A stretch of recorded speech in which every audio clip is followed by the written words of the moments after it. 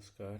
पिछले वीडियो में हमने गुणसूत्रों की भौतिक रचना व उनकी आकृति के बारे में पढ़ा था। इस वीडियो में हम उनकी गुणसूत्रों के आकार की संरचना के बारे में पढ़ेंगे। आकार की संरचना में भाग लेने वाले विभिन्न भाग या उनके बारे में पढ़ेंगे। सबसे पहले तनुत्वक या पेलिकल। तो गुणसूत्रों के बाह्यतम स्तर को पेलिकल कहा जाता है, जैसे कि चित्र में दिखाया हुआ है।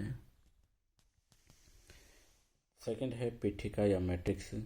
पेलिकल के अंदर गुणसूत्रों के चारों ओर एक भरण पदार्थ होता है, जिसे पीठिका या मैट्रिक्स कहते हैं। पीठिका या मैट्रिक्स जो कि पेलिकल के अंदर होती है, जबकि पेलिकल गुणसूत्रों के बाह्यतम स्तर को कहा जाता है। थर्ड है अर्ध गुणसूत्र या क्रोमेटिड।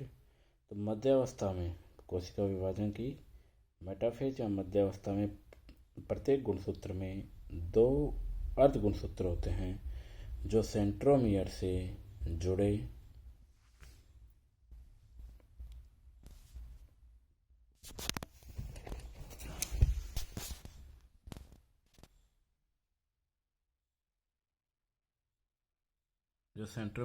जुड़े रहते हैं।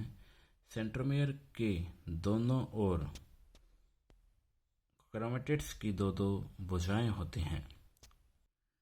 जैसा कि चित्र में दिखाया हुआ है कि मध्यावस्था में प्रत्येक गुणसूत्र दो अर्ध गुणसूत्रों से बना होता है जो सेंट्रोमियर से जुड़ा होता है और इसके अंतस्थ भाग को सैटेलाइट कहा जाता है। नेक्स्ट है वर्णसूत्र या क्रोमोनिमेटा। अधिकांश गुणसूत्रों में एक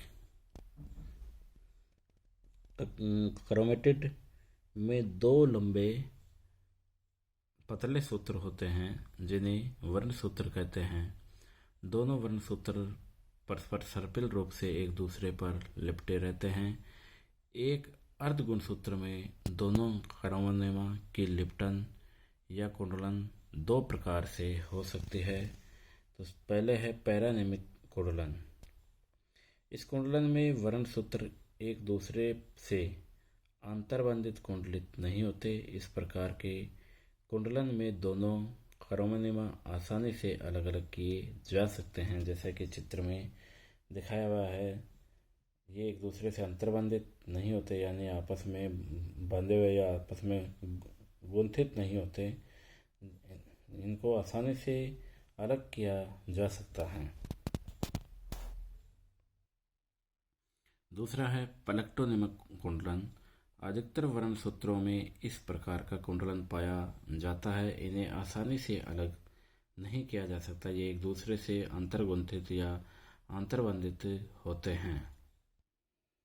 जैसा कि चित्र में दर्शाया गया है कि पलेक्टोनिमिक कुंडलन में दोनों वर्णसूत्र आपस में अंतर्बंधित होते हैं और इन्हें आसानी से अलग नहीं किया जा सकता। नेक्स्ट है वर्ण कणिकाएं या क्रोमोमियर्स। गुणसूत्रों पर मणिकाओं जैसी संरचना को क्रोमोमियर्स कहते हैं। ये गुणसूत्रों पर निश्चित संख्या व स्थान पर रेखीय क्रम में लगे रहते हैं। इन स्थानों पर डीएनए की मात्रा अधिक होती है। इन स्थानों पर आनुवंशिक इकाइयां या जीन्स लगे होते हैं। तो गुणसूत्रों पर बिंदुनुमा संरचना या मणिका जैसी संरचनाओं को ही क्रोमोमियर्स कहते हैं। ये गुणसूत्रों पर रेखीय रूप से व्यवस्थित होती हैं और इन स्थानों पर आनुवंशिक इकाइयां या जीन्स लगे रहते हैं।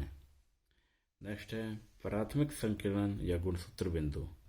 मध्यावस्था के गुणसूत्रों में एक दबा हुआ या संकीर्ण क्षेत्र जो कि सामान्य गुणसूत्र की मोटाई की तुलना में संकीर्ण होता है, इसे प्राथमिक संकीर्णन कहते हैं। प्रत्येक गुणसूत्र में इसकी स्थिति निश्चित होती है, जिसके आधार पर गुणसूत्र की आकृति निर्धारित की जाती है। तो सेंट्रोमियर की संख्या के आधार पर गुणसूत्र चार प्रकार के होते हैं। चित्र में अगर देखा जाए तो गुणसूत्र के आकार की रचना हम देखते हैं। तो प्राथमिक संकीर्ण या गुणसूत्रों के बीच में एक दबा हुआ क्षेत्र जो कि प्राइमरी कंस्ट्रक्शन या सेंट्रोमियर कहलाता है।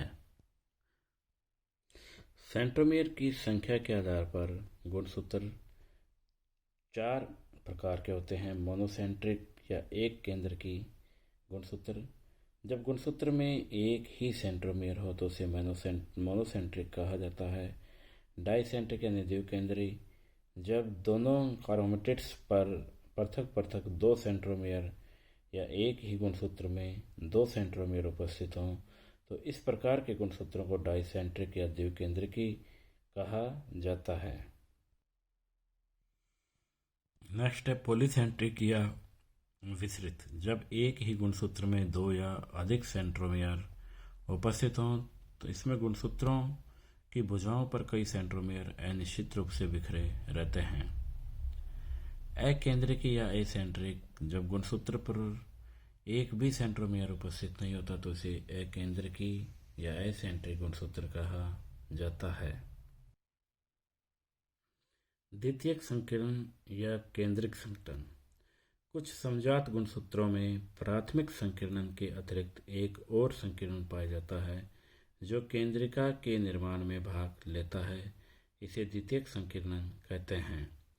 कोशिका विभाजन के समय जब केंद्रिक विलुप्त हो जाती है तो अंतरावस्था के अंत में पुत्री केंद्रकों में केंद्रिक का पुनर्निर्माण द्वितीयक संकीर्णन द्वारा किया जाता है। नेक्स्ट है अनुषंगी या सैटेलाइट। द्वितीयक गुणसूत्रों या द्वितीयक गुणसूत्र संकीर्णन द्वितीयक संकीर्णन के आगे स्थित गुणसूत्र के भाग को सैटेलाइट कहते हैं। अतः जिस गुणसूत्र में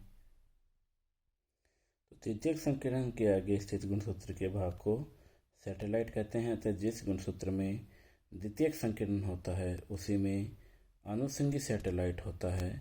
यह गोल या घुंडीनुमा संरचना होती है जो क्रोमेटिन के पतले तंतु द्वारा गुणसूत्रों से जुड़ी रहती है और अनुषंगी युक्त गुणसूत्र को सेट गुणसूत्र या सेट क्रोमोसोम्स कहते हैं।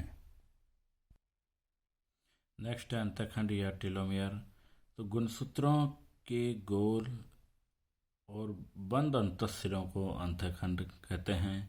अंतःखंड गुणसूत्रों को स्थायित्व या स्वतंत्र अस्तित्व प्रदान करते हैं। धन्यवाद। अगले वीडियो में हम कैरियोटाइप और गुणसूत्रों के रासायनिक संगठन के बारे में पढ़ेंगे।